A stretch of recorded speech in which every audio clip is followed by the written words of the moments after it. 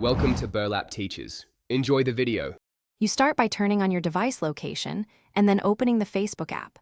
Once done, make sure battery saver is off because it can limit GPS updates. You sign in with your account so Facebook can request permission. When the app asks for location access, choose Allow or Allow while using the app. This is the first actionable step, enabling the system-level location and responding to Facebook's permission prompt so the app can access coordinates immediately. Next, go into your device app settings and select Facebook, then Permissions and Location. You choose the permission mode, Allow Always or Allow Only while using the app, depending on how often you want location shared. Make sure to enable precise location for accurate check-ins and nearby friends features. Without precision, you get approximate results.